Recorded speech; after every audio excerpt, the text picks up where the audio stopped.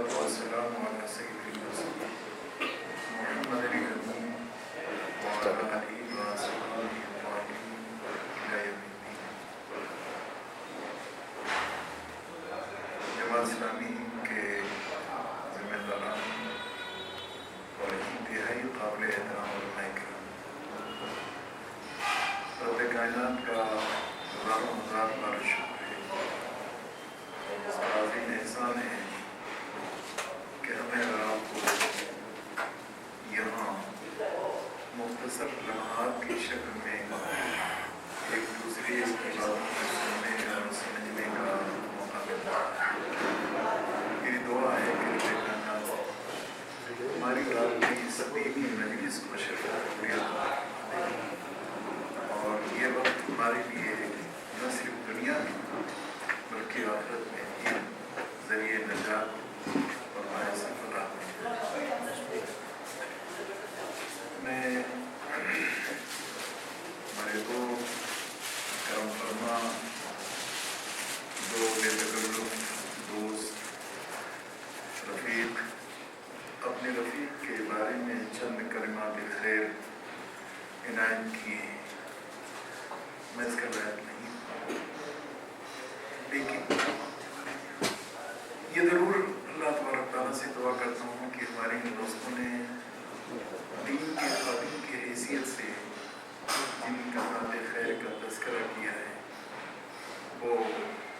میرے اندر وہ صفات پیدا ہو جائے جو توقع کی گئی ہے۔ اللہ تبارک تعالیٰ اپنے نیک بندوں کے ان توقعات پر پورا اترنے کی سکت اور صلاحیت عطا فرمائے۔ جس اجتماع کا تذکرہ ابھی آپ حضرات سن رہے تھے، اس سلسلے میں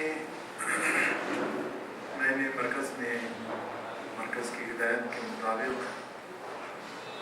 جب اس کا اعلان اور دوستوں سے اس سلسلے میں گزارش کا سلسلہ شروع کیا، زیادہ مفید لفظ جواب نہیں دیا، اور جس کا تذکرہ ابھی آپ نے سنا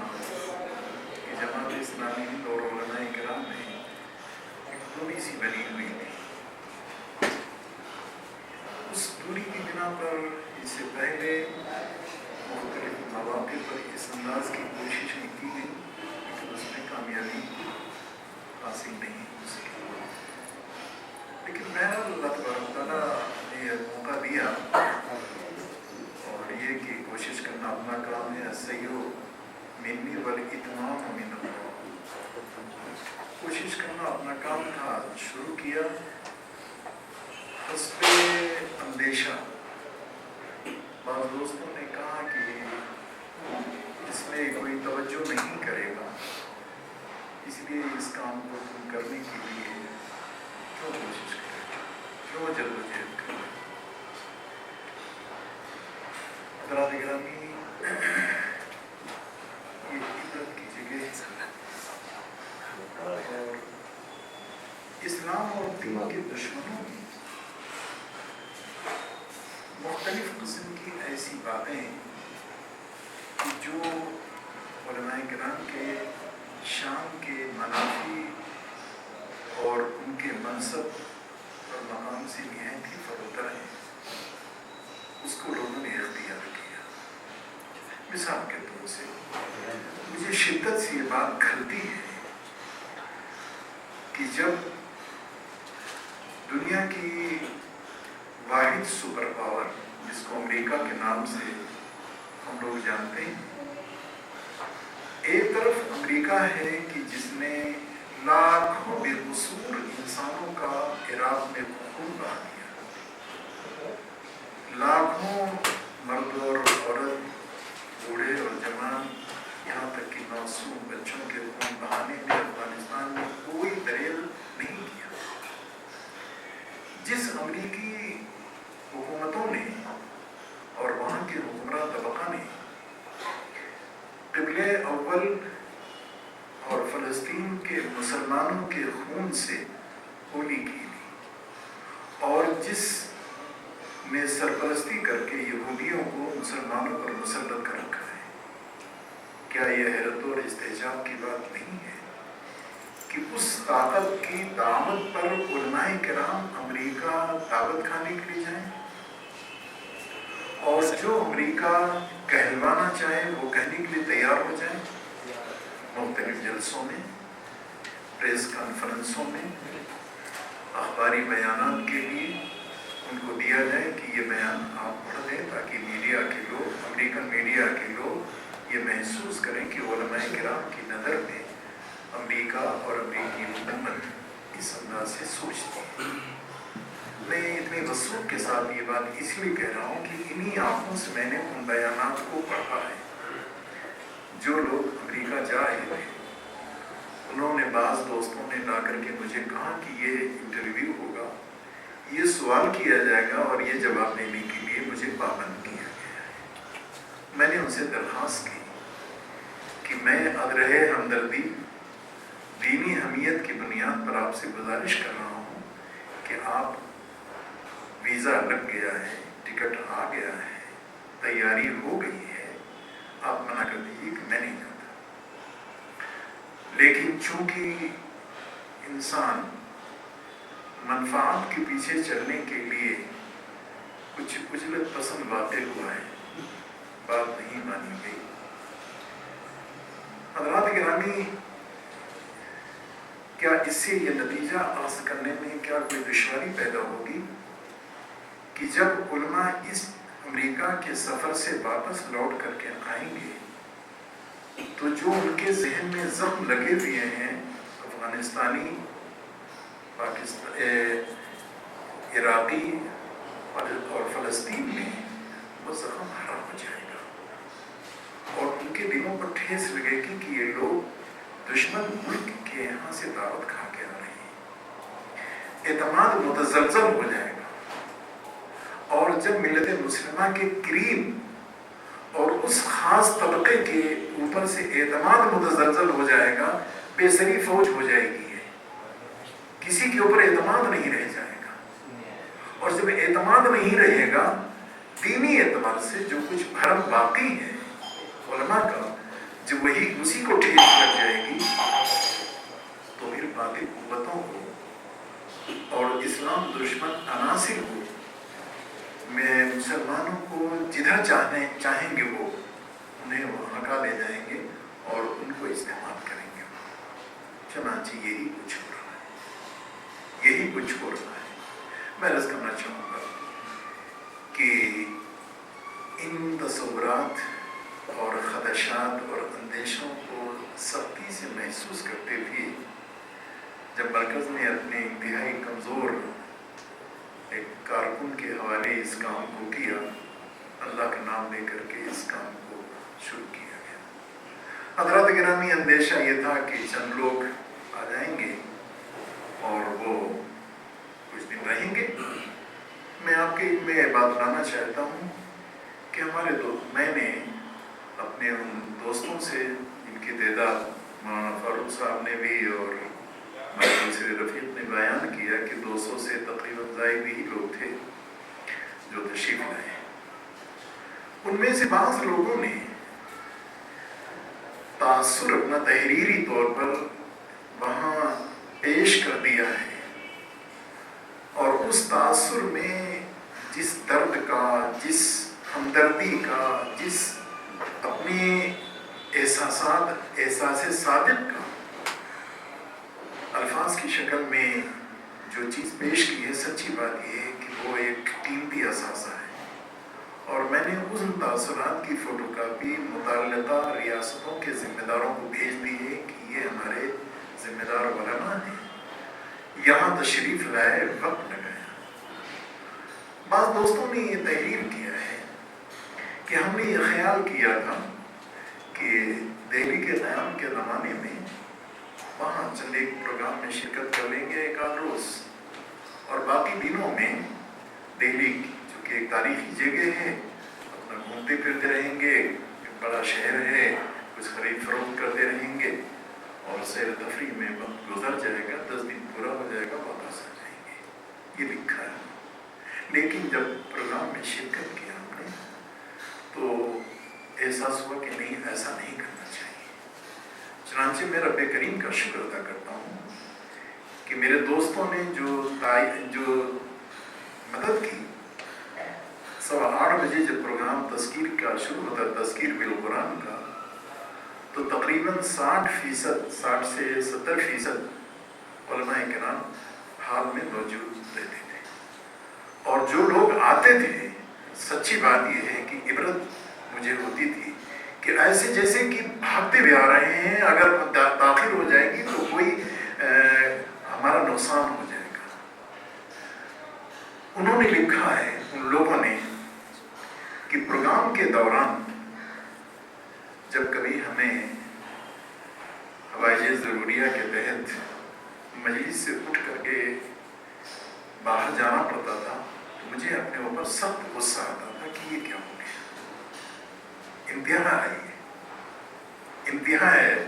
دارالعلوم دیوبند کے طالب علمی کے زمانے میں صرف ہمارے ایک استاذ تھے، مولانا سید اختر حسین صاحب مرحوم، میاں صاحب کے نام سے جانے جاتے تھے،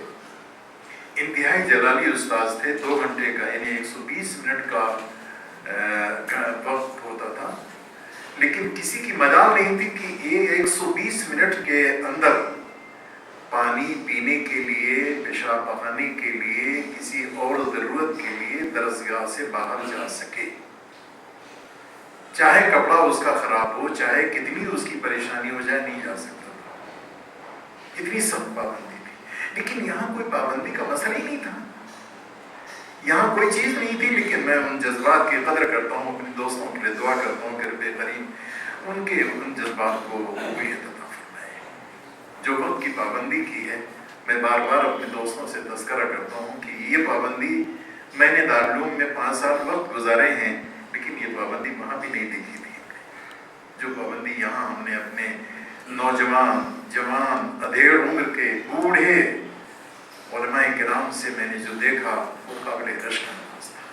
اس سے میں یہ بتانا چاہتا ہوں کہ ہم حالات سے کبھی مایوس نہ ہوں، اس لیے کہ ہم نے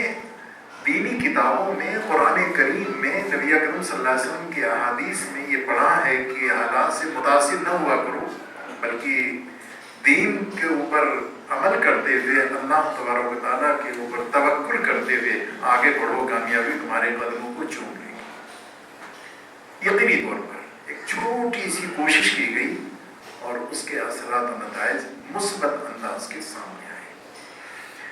میرے دوستوں نے، جماعت اسلامی سے تعلق رکھنے والے ارکان جماعت نے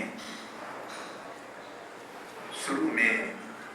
کئی مقامات سے لوگوں نے درخواست کی کہ پروگرام کو دیکھ کر کے جی چاہتا ہے کہ میں بھی اس میں شرکت کروں۔ میں نے کہا نہیں، یہ صرف علماء کرام کا پروگرام ہوگا جن کا تعلق جماعت اسلامی سے نہ رکنیت کا رشتہ ہے اور نہ کارکن ہے اور نہ یسیوں سے ان کا تعلق ہوگا۔ جو لوگ ان 3 معیارات پر نہیں اتریں گے ان کو ہم نے بلایا ہے۔ چنانچہ بعض لوگوں نے یہ تک لکھا کہ میں ہوٹل میں ٹھہر جاؤں گا، ہوٹل میں کھانا کھاؤں گا، ہمارے مرکز میں رکن ہونے کے باوجود نہیں ٹھہروں گا، مجھے معلوم ہے کہ علماء کرام آ رہے ہیں اور ان کی وجہ سے تم ان کے خاطر تواضع میں لگے رہو گے۔ برادری کا مسئلہ، یہ تنظامیز جملے بھی ان کھانوں میں سنے، لیکن میں نے کہا جو کچھ بھی سنانا چاہیے سنا لیجئے، لیکن میں نے ان 3 قسم کے لوگوں کو اجازت نہیں دی ہے اور نہ دوں گا۔ اور چوتھی بات یہ کہ 9:45 دن کے لیے اگر کوئی ہمارا آدمی آنا چاہتا ہے تو ان کو اجازت نہیں ہوگی۔ 10.15 دن کے لیے تو آ سکتے ہیں، 9:45 دن کے لیے نہیں آ سکتے۔ یہ 200 تقریباً حضرات جو تشریف لائے، یقینی طور پر انہی اصولوں کو انہوں نے پیش نظر رکھا۔ اللہ قبول فرمائے۔ حضرات گرامی، اس وقت جو میں ان واقعات کو یا ان جو گوشے ہیں، جو پہلو ہیں جو آپ کے سامنے پیش کروں تو یقیناً آپ کو بھی مسرت ہوگی، خوشی ہوگی اور خود اس سے ہمیں اور آپ کو فائدہ ہوگا، لیکن وقت کہتا ہے کہ ان باتوں کو کسی اور وقت کے لیے اٹھا کے رکھو، اس وقت کسی اور بات کے لیے۔ حضرات گرامی، اصولی بات یہ ہے کہ اسلام انسانی زندگی کے جملہ مسائل کا موضوع حل ہے۔ اسلام تنہا زندگی کے کسی ایک شعبے کے لیے، کسی ایک زندگی کے کسی حصے کے لیے نہیں، بلکہ پوری زندگی پر اس کا سایہ، اس کی رہنمائی اللہ تبارک تعالیٰ نے عطا فرمائی ہے۔ اگر اس میں سے کچھ چیزوں کو اختیار کیا جائے کامیابی ملے گی، اور جن چیزوں کو نہیں اپنایا جائے گا ناکامی سے اپنے آپ کو چاہے دنیاوی قوت کتنی زیادہ ہو بچانا ممکن نہیں رہے گا۔ آپ کو یاد ہے کہ اللہ تبارک و تعالیٰ نے اس روئے زمین پر ہمیں اور آپ جیسے مسلمانوں کو پیدا کیا تھا، اور اس میں بہت سارے نبی اتارے گئے تھے، مراد ہے یہود و نصارہ۔ اللہ تبارک تعالیٰ نے ان کے معزولیت یا ان کے منصب امامت سے نیچے اتار دینے کی جو وجہ بتائی یا اسباب بتائے گئے ہیں، ان میں سے ایک سبب یہ بھی بتایا گیا ہے اَفَتُؤْمِنُونَ بِبَعْضِ الْكِتَابِ وَتَكْفُرُونَ بِبَعْضٍ۔ رب کائنات نے یہ اطلاع دی کہ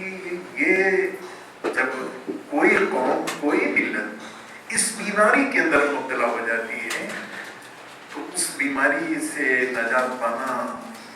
ان کے لیے مشکل ہو جاتا ہے، الا کہ ان کو اللہ تبارک تعالیٰ کی توفیق ہی مل جائے اور فضل حاصل ہو جائے۔ حضرات گرامی، جب اسلام انسانی زندگی کے جملہ مسائل کا موضوع حل ہے، تو میں یہ نہیں کہتا کہ مطالعے کے ذریعے سے اسلام کے بارے میں واقفیت نہیں ہوتی ہے۔ ہاں، یہ ضرور ہے کہ کسی کو سبقاً قرآن پڑھ کر کے اور اس سے استفادے کا موقع ملتا ہے، اور کسی کو سبقاً پڑھنے کے بجائے مطالعہ کر کے، محنت کر کے انہیں وہ نعمت نصیب ہوا کرتی ہے۔ لیکن اسلام جاننا ضروری ہے، اسلام کے بارے میں واقفیت یہ ناگزیر ہے، اس کے بغیر بات نہیں بن سکتی ہے۔ جب تک اسلام کو جانا نہیں جائے گا اس پر عمل کرنا کیسے ممکن ہے؟ دو ذمہ داریاں ہوتی ہیں، ایک ذمہ داری ہوتی ہے دین کی دعوت کی، اور ایک ذمہ داری ہوتی ہے دین کی اقامت کی، دعوت دین اور اقامت دین۔ اقامت دین کا نقطۂ آغاز انسان کا اپنا وجود ہوتا ہے، اور پھر اس کا دائرہ وسیع ہوتا چلا جاتا ہے، اور دعوت دین کا دائرہ دوسرے لوگ ہوتے ہیں کہ جن سے وہ اپنی کوششوں کا اور اپنے کاوشوں کا سلسلہ شروع کرتا ہے، تاکہ ایک سے دو ہوں اور دو سے پھر تعداد بڑھتی چلی جائے۔ یہ دونوں کے سلسلے میں قرآن حکیم میں اللہ تبارک تعالیٰ نے، آپ اہل علم ہیں، آپ کی نظر ہے کہ دونوں کے تعلق سے اللہ تبارک تعالیٰ نے کتنے فوائد کا تذکرہ کیا ہے، اور کتنی حکمتوں کا اور کتنے اس کی اہمیتوں کا تذکرہ قرآن حکیم میں اللہ تبارک تعالیٰ نے ارشاد فرمایا۔ آج مثال کے طور سے بات کہی جاتی ہے کہ مسلمان اگر متحد ہو جائیں، ایک جملہ استعمال کیا جاتا ہے، مسلمان اگر متحد ہو جائیں تو اس اتحاد کا فائدہ یہ ہوگا کہ مسلمانوں کی جان، ان کا مال، ان کی عزت، آبرو، ان کے حقوق کے تحفظ کی کوئی یقینی شکل مل جائے گی، اور مسلمان محفوظ ہو جائے گا۔ اگر ہم اس کا صحیح معنوں میں جائزہ لیں تو ہمیں مایوسی ہوگی۔ اگر اسلام محفوظ ہو جائے تو مسلمان محفوظ ہو جائے گا۔ اسلام محفوظ نہ ہو اور مسلمان محفوظ ہو جائے، یہ مشکل کام ہے، ناممکن ہے، یہ ناممکن ہے۔ ایک بات۔ دوسری بات یہ ہے کہ آج اتحاد بین المسلمین کو ایک دینی، ایک ایمانی ذمہ داری اور ایک منصبی فریضہ ملت مسلمہ کا قرار دینے کے بجائے دنیا میں جان، مال، عزت، آبرو کے تحفظ کا ذریعہ قرار دے دیا جائے۔ محفوظ ہو گئی جان، مال، اتحاد پارا پارا ہو گیا۔ میں آپ کو یاد دلانا چاہوں گا کہ جب 2002 میں انتہائی خون آشام اور مسلمانوں کا قتل عام ہوا گجرات میں، बहुत ही मकातब फिक्र और मसालिक के उलमा की नशिस्तें हुई और उन्होंने तय किया कि अब किसी के खिलाफ कोई बात नहीं कही जाएगी, हम सब लोग इस पर मुत्तफिक हो जाएं। आज आप जाकर के देख लें क्या वो तयशुदा जो फैसला किया गया था क्या वो बाकी है? मालूम कि नहीं। उसी लाइन पर फिर हम चल पड़े, गुजरात में उसी लाइन पर हम फिर चल पड़े। अगर ईमान की बात होती, ईमान के असास पर इतिहाद होता, तो ईमान कब जरूरी था, ईमान आज भी जरूरी है, ईमान आइंदा भी जरूरी रहेगा।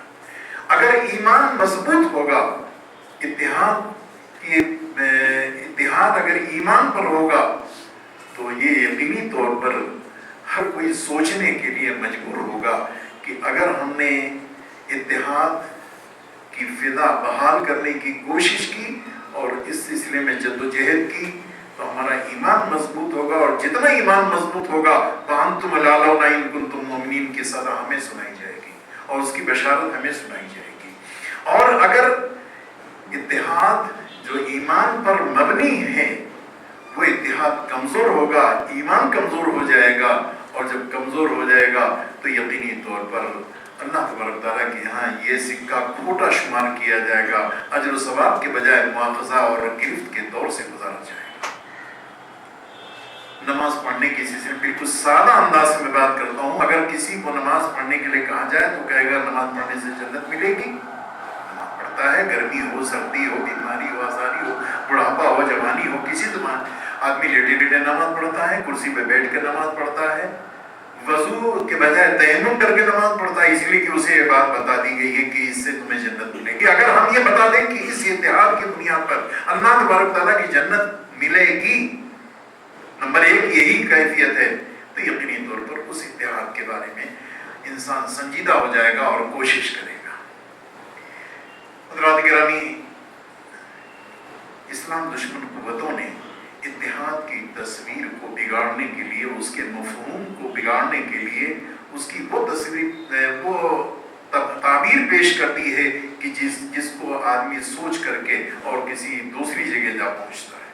मसलन जैसे हमारे दो अभी मौलाना फारूक साहब ने बताया कि इत्तेहाद और इंज़िमाम में फ़र्क, यकीनन ये फ़र्क को हम मलहूज़ नहीं रख पाते हैं। हम कहते हैं कि सब लोग एक ही मसलक के ऊपर अमल करने लग जाएं। अल्लाह तबारक तआला ने अपनी नबी के शान में फरमाया वरफ़अना लका ज़िक्रक। अल्लाह के नबी सल्लल्लाहु अलैहि वसल्लम ने मक्के में जो कुछ किया करने वाले करोड़ों की शक्ल में आज भी मौजूद और आइंदा भी मौजूद रहेंगे। मदीने में जो भी आपका उस्वा मुबारका और आपकी सुन्नत मौजूद, आपने उस पर अमल किया है, सहाबे किराम करने वाले, और कोई किसी रास्ते पर चल रहा है, कोई किसी रास्ते पर चल रहा है, और मैं उसको मजीद और अमली दुनिया में ले जा करके और लोगों से गुजारिश करता हूँ कि हरम में, जिस हरम में नबी अकरम सैयदना हज़रत मोहम्मद सल्लल्लाहु अलैहि वसल्लम ने और जिस मस्जिद नबवी में नबी अकरम सल्लल्लाहु अलैहि वसल्लम ने मुख्तलिफ अंदाज से इबादत की थी, करने वाले वहाँ उसी अंदाज से उन्हीं सुन्नतों को, उन्हीं तरीक़ों को, उन्हीं उस वजात को करोड़ों की, लाखों की शक्ल में हर साल उसकी तजदीद होती है, हर साल उसकी तजदीद होती है। और किसी शख्स की ये हिम्मत नहीं होती है कि हाथ छोड़े हुए नमाजी का हाथ पकड़ करके पुलिस वाले बाहर हरम से बाहर कर दें। जब वहाँ नहीं है तो फिर वरफ़अना लका ज़िक्रक, जो रोशन पहलू है उस पर हमारी क्यों न नजर हो कि अल्लाह के नबी सल्लल्लाहु अलैहि वसल्लम ने जो काम किया है, करने वाले हमेशा मौजूद रहेंगे। आपका कोई उस्वा मतरूक नहीं रहेगा बल्कि मौजूद रहेगा और मसनून रहेगा। इस पर हमें तो खुश होना चाहिए, अपनी नबी की रिफ़ात और आपके उलूए मर्तबत पर अल्लाह का शुक्र अदा करना चाहिए कि अल्लाह के नबी सल्लल्लाहु अलैहि वसल्लम को इतना ऊंचा मकाम अता फरमाया है, और उस नबी रहमत के हम उम्मती हैं, हमारे अंदर भी वो साथ पैदा होनी चाहिए, हमारे अंदर भी वो रिफ़ात पैदा होनी चाहिए, हमारे अंदर भी वो तवस्सु और तहम्मुल की कैफियत पैदा होनी चाहिए। ये तवस्सु और तहम्मुल की कैफियत इसलिए नहीं पैदा होनी चाहिए कि दुनिया में मुसलमानों के सफ़ों में जब इत्तेहाद की कैफियत पैदा होगी उनकी कुव्वत बनेगी, नहीं। असल इसका मंशा ये होना चाहिए कि रब्बे कायनात हमसे क़यामत के दिन सवाल करेगा और पूछेगा कि सहाबा जब इन चीज़ों के ताल्लुक से बाहमी तौर पर रायों का इख्तलाफ रखते थे, एहतराम के साथ क़यामत की सुबह तक उनके लिए तुम दुआ करते कि अल्लाह उनसे राज़ी हो जाए। रज़ी अल्लाह, किसी भी सहाबी का नाम लेने के साथ ये लाजिम है कि हम कहते हैं रज़ी अल्लाह ताला अन्हु। वो हज़रत رضی اللہ تعالیٰ عنہ ہیں، چاہے وہ حضرت صہیب ہوں، چاہے وہ حضرت سمیہ ہوں، چاہے حضرت خباب ہوں، چاہے حضرت یاسر ہوں، چاہے حضرت عمار ہوں رضی اللہ تعالیٰ عنہ، اللہ میں نے کہا ان کے لیے دعا کرو. کیا سب ایک ہی طریقے پر عمل کرنے والے تھے؟ کیا ہمیں جنگ جمل نظر نہیں آتی؟ کیا صفین میں ہم کھڑے ہوئے صحابہ کو نہیں دیکھتے؟ صفین میں دونوں طرف کے صحابہ کو دیکھ کر کے ہم ہر کسی صحابی کے نام کے ساتھ رضی اللہ تعالیٰ عنہ کہتے ہیں. جنگ جمل میں دونوں طرف صحابہ کھڑے ہیں، تلواریں نکلی ہوئی ہیں، کمان سے تیر جوڑ رکھا ہے، لیکن جب ہماری زبان سے کسی صحابی کا نام نکلتا، چاہے ادھر والا ہو چاہے ادھر والا، رضی اللہ عنہ کہتے ہیں. اگر وہاں رضی اللہ عنہ کی دعائے خیر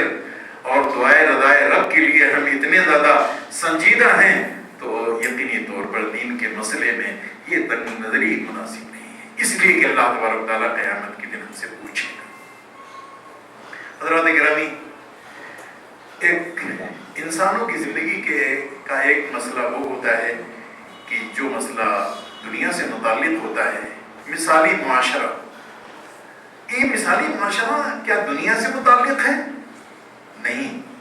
دنیا سے تو بعد میں متعلق ہوگا، اس لیے کہ دنیا فانی اور چند روزہ، اور اس کے ساتھ قیامت کے دن ہم سب سے پوچھا جائے گا کہ جو معاشرہ تعمیر کرنے کے لیے قیامت دنیا میں تم کو بھیجا گیا تھا، قُلْنَا اهْبِطُوا مِنْهَا جَمِيعًا فَإِمَّا يَأْتِيَنَّكُم مِّنِّي هُدًى فَمَن تَبِعَ هُدَايَ فَلَا خَوْفٌ عَلَيْهِمْ وَلَا هُمْ يَحْزَنُونَ. یہ ہدایت صرف کسی ایک زندگی، کسی ایک شعبے میں، کسی ایک حصے میں یہ زندگی عطا کی گئی تھی، نہیں، پوری زندگی میں اسے نافذ کرنے کے لیے کہا گیا تھا. پوری زندگی میں نافذ کرنے کے لیے کہا گیا تھا، اور اس سے انکار کرنے کی وعید سنائی گئی تھی. والذین کفروا وکذبوا بآیاتنا اولئک اصحاب النار هم فیہا خالدون. اسلامی معاشرہ کے لیے خطوط موجود ہیں، مواقع موجود ہیں، کوئی گرفت کرنے والا نہیں ہے. میں نے ابھی اپنے رفیق محترم مولانا احمد اللہ قاسمی صاحب جو ہمارے معاون ہیں، ان سے میں نے گزارش کی کہ ہم علماء کرام کو ایک درخواست بھیجنا چاہتے ہیں جو ہمارے یہاں تشریف لائے تھے، اور اس درخواست میں ہم یہ گزارش کرنا چاہیں گے کہ یہاں سے جانے کے بعد آپ میں جو ایک جذبہ، ایک نیا امنگ، ایک نیا حوصلہ پیدا ہوا ہے، اللہ اس کو باقی رکھے. اس کا تقاضا یہ ہے کہ ملت کے اندر خیر امت ہونے کا شعور ڈھونک دیں آپ. اور اس شعور کا مطلب یہ ہے، صیغہ غائب نہیں کہ شعور ڈھونک دیں. اب سمجھ میں نہیں آ رہا کیا شعور ڈھونکے. کوئی کہتا ہے نماز پڑھاؤ تو یہ خیر امت ہے، کوئی کہتا ہے کہ لوگوں کے جھگڑے ٹنٹے ٹھیک کراؤ یہ خیر امت کا شعور ہے، کوئی کہتا ہے داڑھی رکھوا دو یہ شعور ہے، خیر امت کا شعور ہے. نہیں، اس کے لیے کچھ متعین کام دے دیجیے. کام یہ ہوگا کہ مسلمانوں کے درمیان، شوہر بیوی کے درمیان، باپ بیٹے کے درمیان، بھائی بھائی کے درمیان، جہاں کہیں جائیداد کا جھگڑا ہو، چاہے وہ لین دین کا جھگڑا ہو، چاہے گھریلو جھگڑا ہو، وہ جھگڑا طے کرانے کے لیے خیر امت کے شعور کا تقاضا یہ ہے کہ وہ عدالت نظام باطل کی عدالتوں میں جانے کے بجائے علماء کرام کے پاس ہے. وہ شرعی پنچایتوں کا قیام عمل میں لائیں، وہ دارالقضا قائم کریں، مسلک سے اوپر اٹھ کر کے چاہے وہ کسی بھی مسلک کے آدمی ہو. ہم یہ نہیں کہیں گے کہ کسی سنت والجماعت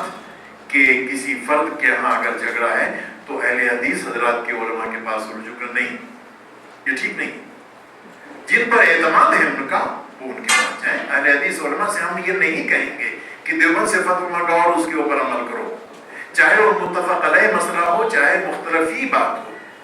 ان کے پاس جاؤ اور اپنے علماء جن کے اوپر اعتماد ہے ان اعتماد کو استعمال کرتے ہوئے ان کے پاس. خیر امت ہونے کا مطلب یہ ہے کہ آپ کے دیکھتے ہوئے رمضان المبارک میں روزہ خوروں کو نہیں بلکہ روزہ داروں کا وجود ہونا چاہیے. اسی لیے کہ اللہ تبارک و تعالیٰ نے اور اللہ کے نبی صلی اللہ علیہ وسلم نے روزہ خوروں کے لیے جو وعید بتائی ہے، خیر امت کا فرد، خیر امت کے لوگ اللہ کے نبی اور اللہ تبارک تعالیٰ کے سامنے اور اللہ تبارک تعالیٰ کے سمیع اور بصیر اور خبیر ہونے کے باوجود، ایمان اور یقین ہونے کے باوجود اور خیر امت ہونے کے فخر کے ساتھ اللہ تبارک تعالیٰ کو چڑھا رہے ہوں کہ اللہ تبارک تعالیٰ آپ نے کہا روزہ رکھنے کے لیے فرض کیا گیا کتب علیکم الصیام، اور ہم خیر امت ہیں لیکن ہم روزہ نہیں رکھیں گے، آپ کی بات مانیں گے نہیں۔ ان کے علم میں ایک بات لائی جائے، ایک دفعہ، دو دفعہ، تین دفعہ، چار دفعہ، کسی نہ کسی وقت آدمی کے اوپر ایک کیفیت طاری ہوگی اور وہ محسوس کرے گا، مایوسی کی کیفیت نہیں ہوتی ہے۔ میں یہ گزارش کروں گا اس سلسلے میں کہ جب نبی اکرم سیدنا حضرت محمد صلی اللہ علیہ وسلم غار حرا سے تشریف لائے تھے اور ایک بات بتائی تھی، حضرت ابوبکر، حضرت خدیجہ، حضرت زید، حضرت علی رضی اللہ تعالی عنہم اجمعین آگے بڑھے اور انہوں نے لا الہ الا اللہ محمد رسول اللہ پڑھا تھا، لیکن اسی آبادی میں پڑھے لکھے، ہوش مند، سمجھ اور عقل رکھنے والے ایک صاحب تھے جن کا نام تھا ابو سفیان۔ کتنے برس کے بعد ان کو لا الہ الا اللہ محمد رسول اللہ پڑھنے کا موقع ملا؟ 21 سال کے بعد۔ حنظلہ حضرت اکرمہ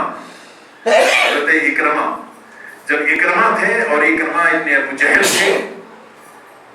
فتح مکہ کے بعد چھوڑ ہی دیا تھا انہوں نے آبادی اور بھاگ لیے تھے وہاں سے، لیکن جب ایمان لائے تو ایمان لانے کے بعد ان کا ایمان کس درجے کا تھا؟ دو چیزیں آپ کے سامنے موجود ہیں۔ نمبر ایک یہ کہ انہوں نے کہا کہ اکرمہ بن ابو جہل مجھے نہ کہا جائے، مجھے تکلیف ہوتی ہے۔ حضور نے اعلان فرمایا، آپ اہل علم میں جانتے ہیں کہ اکرمہ بن ابو جہل نہ کہا جائے بلکہ اکرمہ صرف کہا جائے۔ اور وہی اکرمہ ہے کہ یرموک کے جنگ کے موقع پر جب 3 صحابہ نے پانی مانگا تھا اور پانی پینے سے پہلے اللہ کی جنت میں پہنچ گئے تھے، اس میں اکرمہ بھی تھے رضی اللہ تعالیٰ۔ ایمان آیا تو اس شان سے ہے، لہذا ہم کسی کے بارے میں یہ محسوس نہ کریں کہ اگر ہم ان کے اوپر تو اسلامی معاشرہ کہ اصلاح معاشرہ کرنے کے بجائے دیسی انداز کا مسلمان آدمی، میں مولانا فاروق صاحب اور اپنے مظاہر صاحب سے گزارش کروں گا، میزان میں کہا کرتا تھا کہ بھئی میں تو آپ کا رفیق ہوں، تو رفیق کی بات کا مطلب یہ ہے کہ آپ یہ محسوس کریں کہ یہ جو اسلامی معاشرہ اور اصلاح معاشرہ اور سماج سدھار کا کام تو ہندو بھی اور سکھ بھی اور عیسائی بھی اور اپنے کمیونٹی اور اپنے خاندان اور اپنی برادری کے اندر سے خرابیاں جو ان کے نقصان کا باعث بنتی ہیں اس کو دور کرنے کے لیے ہر کوئی کوشش کر رہا ہے۔ اگر وہی کوشش آپ بھی کریں گے تو ان میں ہمیں فرق کیا رہ جائے گا؟ ان کے ہاں وصول نہیں ہے، کسی درجے کا وصول نہیں ہے، بلکہ مفادات کا تحفظ ہے، مصیبتوں سے بچنے کا۔ اگر جہیز کی مخالفت نہیں کی جائے گی تو لڑکیوں کو زندہ جلا دیا جائے گا، فنا کر دیا جائے گا، اس سے بچانا ہے۔ ہمارے ہاں اس کے لیے وصول ہے، قرآن کریم کا وصول، احادیث نبی اکرم صلی اللہ علیہ وسلم کا وصول موجود ہے، جس قرآن اور حدیث کے اوپر جب ہم اسلامی معاشرہ کا قیام کریں گے تو یقینی طور پر اس کے اندر برکت ہوگی، اور جو لوگ بے وصولے ہوں گے یقینی طور پر وہ اصلاح کے لیے کچھ جد و جہد کریں گے، اس کا نام بدل کر کے با مقصد اصلاح ہونی چاہیے، با مقصد جد و جہد ہونی چاہیے، پوری زندگی میں وہ کام ہونا چاہیے، زندگی کے کسی ایک شعبے میں نہیں ہونا چاہیے۔ اصلاح معاشرہ کا مطلب یا اسلامی معاشرہ کا مطلب یہ ہرگز نہیں ہونا چاہیے نکاح ٹھیک ٹھاک انداز سے ہو، بارات نہ ہو، جہیز نہ ہو، اس میں باجا گاجا نہ ہو، اس میں خرافات نہ ہو، اس میں پروجار، اس میں رواج نہ ہو، اس کو اسلامی معاشرہ کے نام سے جانا جاتا ہے۔ فیصلہ نظام باطل کی عدالتوں میں لے جایا جاتا ہے، وراثت کی تقسیم اس کا کوئی تصور نہیں پایا جاتا ہے، باپ بیٹوں کے درمیان وَقَضَىٰ رَبُّكَ أَلَّا تَعْبُدُوا إِلَّا إِيَّاهُ بِالْوَالِدَيْنِ احسانہ کے تحت نہیں والدین کی خدمت کی جاتی ہے، بلکہ والدین کی خدمت اس لیے کہ ابا ہے، بڑھاپا آ گیا ہے، لہذا ان کے بڑھاپے میں ہمیں ان کی خدمت کرنی چاہیے۔ شوہر اور بیوی کے درمیان جو محبت ہے کہ انسانی اور ایک حیوانی محبت کی شکل میں اسے دیکھا جاتا ہے، جبکہ رب کائنات نے یہ فرمایا وَجَعَلَ بَيْنَكُم مَّوَدَّةً وَرَحْمَةً۔ اس آیت کریمہ کی ترجمانی نہیں کی جاتی ہے کہ اگر ہم اللہ کے منشا کے مطابق اپنی بیوی سے محبت نہیں کریں گے تو اللہ تبارک تعالیٰ کے منشا کے مطابق عبادت نہیں ہوگی۔ حضرات، ہمیں اور آپ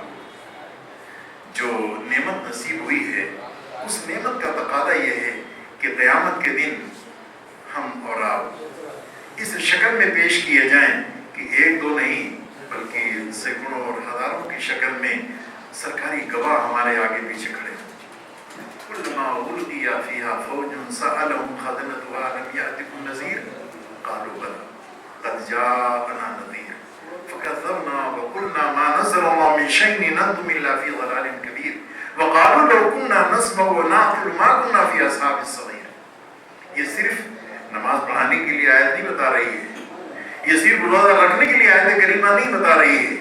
इन आयात के अंदर अल्लाह तबारक तआला ने पूरी जिंदगी जो हिदायत रब्बानी के तहत पूरी जिंदगी गुजरनी चाहिए, और उसकी दलील ये है कि अल्लाह के नबी सल्लल्लाहु अलैहि वसल्लम ने सिर्फ नमाज नहीं पढ़ाई थी। अल्लाह के नबी सल्लल्लाहु अलैहि वसल्लम ने सिर्फ नमाज नहीं पढ़ाई थी, नमाजी की इमामत नहीं की थी, बल्कि इंसानी जिंदगी की पूरी क़यादत आपने फरमाई थी।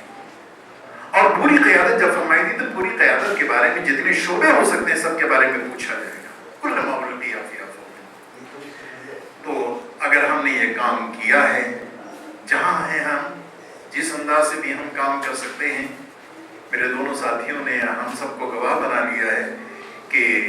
अगर हम चाहते तो वहाँ रुकनियत की दरख्वास्त सबको पेश कर देते, जिसका जी चाहता कम से कम 10 माह तो रुकन बन ही जाते, वहाँ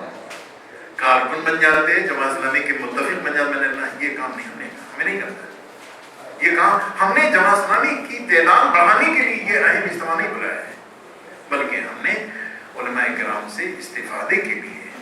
उनके शऊर को बेदार करने के लिए, जहाँ कहीं जाए वो रोशन बन चिराग की तरीके से चमकते रहें, वो दीन के चांद सूरज बन करके उसकी रोशनी में लोग आगे बढ़ते रहे। हमने इस काम के लिए बनाया, इनको ज़हमत दी है, हमने कारकुन बनाने के लिए नहीं। ये उनका अपना इख्तियार है कि जाएंगे आज़ादी के साथ, जहाँ कहीं रहेंगे वहाँ उनका जी चाहेगा इज्तिमाइयत के साथ जुड़ करके, और इज्तिमाइयत के साथ चलने का जब उनका ज़हन मुतमईन हो जाएगा, वो उनके करने का काम है। हमारे करने का काम ये है कि हम इनको चांद सूरज की रोशनी की शक्ल में हम देखना चाहते हैं। हज़रात गिरामी, अगर हमने अपने इस मनसबी जिम्मेदारी को महसूस किया, मुझे कहते हुए तकल्लुफ़ होता है इसलिए कि उलमाए किराम हैं, अगर हमने इस जिम्मेदारी को महसूस किया तो यकीनी तौर पर मायूस न हो, इस दुनिया के अंदर इनकलाब हो सकता है। अभी गुज़िश्ता दिनों की बात है, 27-28 मई की बात है, सिखों का जो आलमी सतह का मरकज़ है अमृतसर में गोल्डन टेम्पल, वहाँ के सिख दुनिया की सबसे बड़ी शख्सियत जिनका नाम है सरदार गुरबचन सिंह, वहाँ के जथेदार है अकाल तख्त के, वक्त लिया गया मुलाकात के लिए। हम लोग गए, क्या मिसाल है हम लोगों की। उनके साथ कम से कम 6 गाड़ियाँ पुलिस की चलती हैं आगे पीछे लाल बत्ती के साथ, और लाल बत्ती भी वो होते हैं, कम से कम 6 गाड़ियाँ मैंने अपनी आंखों से देखा जिस शान से चलते हैं। उनसे मुलाकात करने के लिए जब वापस लौटे, मैं आपको इसे इबरत के लिए बयान करना चाहता हूँ। बूढ़े आदमी हैं, बड़े आदमी हैं, उनके 5, 7, 8, 10 पुलिस वाले उनके ऊपर, जहाँ उनकी रिहाइश है वहीं उन्होंने मौका दिया था मुलाकात के लिए, वहाँ खड़े हैं सब, और वो मुझसे मुसाफा कर रहे हैं। मुसाफा करने के साथ साथ मैं सिर्फ तहरीसे नेमत के तौर पर तज़किरा कर रहा हूँ कि मुसाफा करने के साथ साथ मेरे दोनों हाथों को उन्होंने चूमा और अपनी आंखों से लगाया, झुक करके रुकू की हालत में पहुँच करके मैं उनको उठा रहा हूँ, लेकिन वो कह रही थी मेरी शहादत है। उम्र में कम से कम 10-15 साल तो मुझसे उम्र में बड़े ही होंगे। मैंने दोस्तों से कहा कि ये हमारा कोई कमाल नहीं है, हमारे साथ तो कोई एक भी 2 आदमी थे, अमीर अलखमा के थे और एक साहब और थे, न कोई बॉडीगार्ड है, न कोई दस्ता है, न कोई दौलत है, न कोई हटू बच्चों का कोई मामला है। ये सिर्फ दीन की ताल्लुक की बिना पर रब्बे कायनात ने लोगों को कहा कि एहतराम के लायक है, इससे मोहब्बत की जा सकती है। जब दीन के ऊपर चला जाएगा, दीन से हम मोहब्बत करेंगे, दुनिया हमसे मोहब्बत करेगी। जब दीन के गलबा के लिए हम जद्दोजहद करेंगे तो अल्लाह तबारक तआला हमारे गलबा के लिए मौका फराहम करेगा और हमें तौफीक अता फरमाएगा। हम यकीनी तौर पर इस फिक्र और इस सोच के ताल्लुक से आगे बढ़ें कि अल्लाह तबारक तआला का दीन हम जानते हैं, हमने पढ़ा है, एक अमानत है, उस अमानत के तकाज़े के ताल्लुक से जो जिम्मेदारियाँ आयद होती हैं, उस जिम्मेदारियों को अंजाम देने के लिए आगे बढ़ें और सही मानों में बेलौस होकर के क़ल्ब की सफाई के साथ हकीमाना और मुखलिसाना अंदाज से, हकीमाना और मुखलिसाना अंदाज से हम उन खिदमत को अंजाम देने की कोशिश करें। यकीनन कामयाबी हमें और आपको हासिल होगी। اللہ ہم سب کی مدد فرمائے اور ہمیں نیک توفیق عطا فرمائے۔ اللہ تبارک تعالیٰ جو کچھ ٹوٹی پھوٹی ہم لوگوں سے